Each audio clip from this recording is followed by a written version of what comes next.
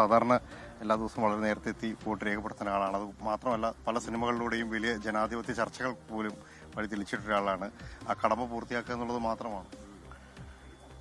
അല്ല, ഇതൊരു കടമ പൂർത്തിയാക്കൽ തീർച്ചയായിട്ടും ഉണ്ട്. കടമ എന്നതിനേക്കാൾ കുറെ കൂടെ നമ്മുടെ ഒരു ഉത്തരവാദിത്വമാണല്ലോ. ജനാധിപത്യ സംവിധാനത്തിൽ സാധാരണ പൗരന്മാർക്കുള്ള വളരെ പ്രധാനപ്പെട്ട ഒരു ദിവസമാണ് വോട്ടിംഗ് എന്ന് പറയുന്നത്.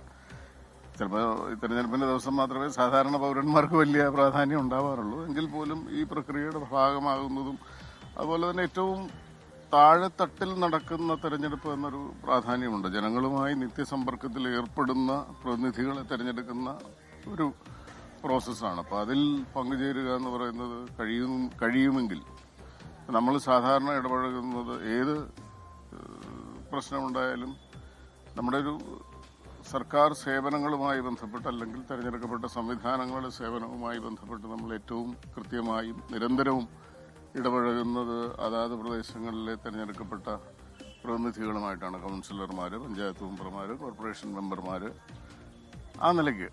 അപ്പോൾ അതൊരു കഴിയുമെങ്കിൽ അതിൽ പങ്കുചേരുക എന്നുള്ളതൊരു ഉത്തരവാദിത്വമായിട്ട് തന്നെയാണ് കാണുന്നത്. ഇവിടെ വന്നപ്പോൾ സാധാരണ എല്ലായിടത്തും തിരക്ക് കാണാറുണ്ട് രാവിലെ. ഇവിടെ വന്നപ്പോഴാണ് ഇന്ന് രാവിലെ അധികം തിരക്കുണ്ടത്. അപ്പോൾ ഒരുപാട് പേര് കൂടിയിരുന്ന് സംസാരിക്കുന്നുണ്ട്. അപ്പോൾ ഞാൻ അവരോട് ചോദിച്ചൊരു ചോദ്യമുണ്ട്.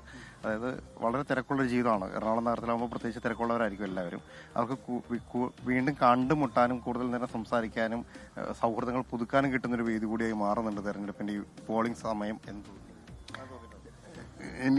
എനിക്ക് ഉള്ളൊരു പ്രശ്നം വെച്ചാൽ ഞാനിവിടെ ഈ 10-20 വർഷം മുൻപ്, ഏകദേശം 25 വർഷം മുൻപ് ഈ പ്രദേശത്തേക്ക് വന്ന് താമസിക്കാൻ തുടങ്ങിയ ഒരാളാണ്. എൻ്റെ വോട്ട് ആലപ്പുഴയിലായിരുന്നു. അപ്പോൾ ലോകത്തെവിടെയായാലും ഏത് സമയത്തും 24 വാർത്തകളും ഓഗ്മെന്റഡ് റിയാലിറ്റി പാക്കേജുകളും എക്സ്പ്ലെയിനറുകളും വിശദമായി കാണാൻ ഞങ്ങളുടെ യൂട്യൂബ് ചാനൽ നിങ്ങൾക്ക് സബ്സ്ക്രൈബ് ചെയ്യാം.